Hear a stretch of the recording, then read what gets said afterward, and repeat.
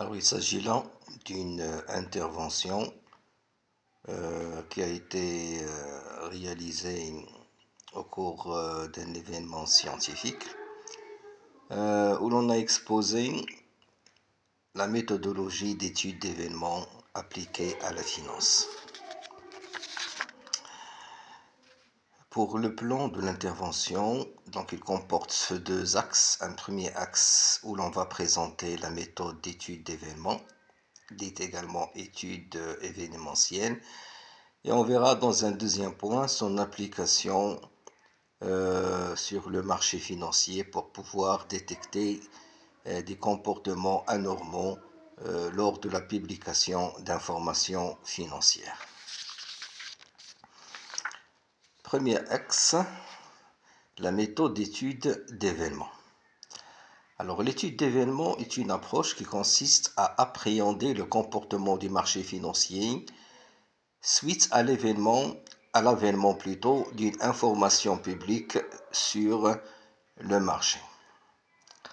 Alors, selon cette méthode, si le marché est d'une efficience semi-forte, l'apparition de l'information n'aurait aucun impact sur les prix du marché car les opérateurs auraient correctement anticipé l'événement avant même sa diffusion.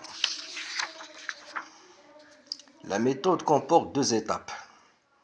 Dans une première étape, on essaie de détecter une éventuelle réaction du marché face à la nouvelle publiée et dans une deuxième étape, on essaie d'expliquer la dite réaction. La réaction du marché à l'annonce d'informations est approchée à partir des rendements anormaux des titres observés autour de la date d'annonce. Cette démarche a été initiée par Bell et Brown, Beaver, Fama, Fisher, Jensen et Roll, respectivement en 1968 et en 1969. Ces auteurs ont cherché à appréhender la relation devant lier la rentabilité anormale des actions respectivement aux bénéfices inattendus et aux distributions d'actions gratuites. Par la suite, la méthode événementielle a fait l'objet de nombreuses applications en finance, évidemment dans d'autres domaines à part la finance. Alors, la méthode d'étude d'événements comporte 4 étapes. La première étape consiste à déterminer les paramètres de l'étude.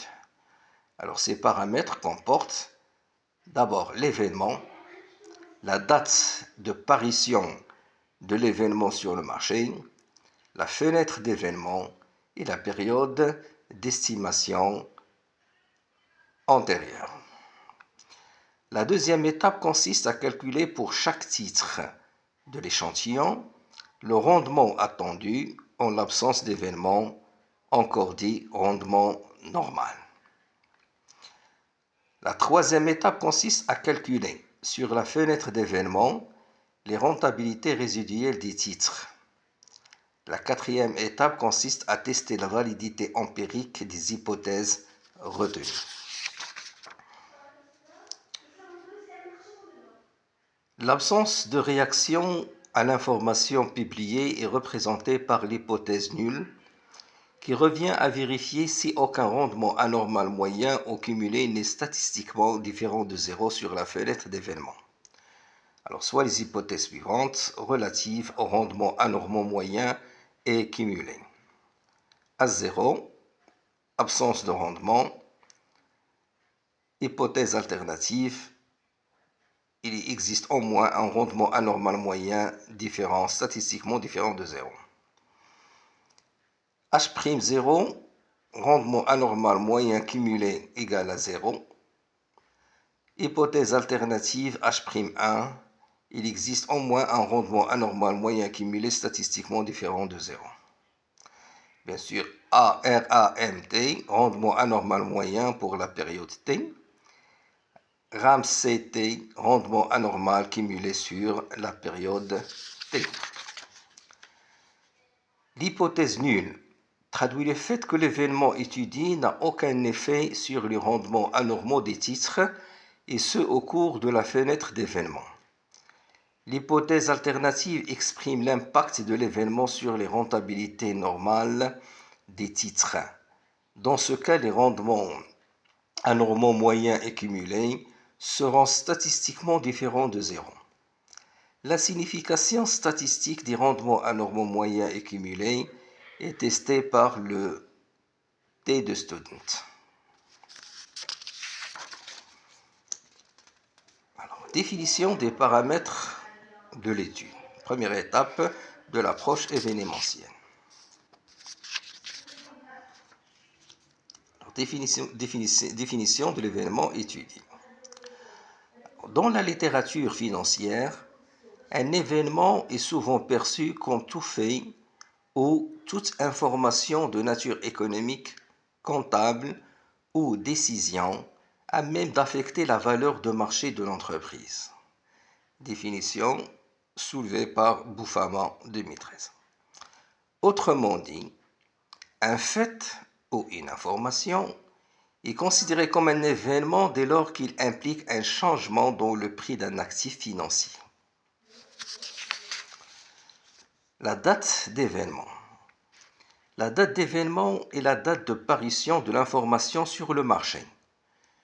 Toute spécification inexacte de ce paramètre introduit certainement des biais dans l'étude de l'événement.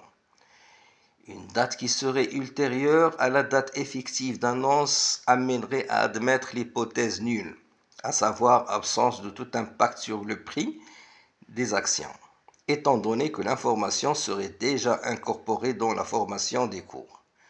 La réaction du marché à la publication d'informations comptables est examinée sur un intervalle de temps dit fenêtre d'événement qui entoure la date d'annonce.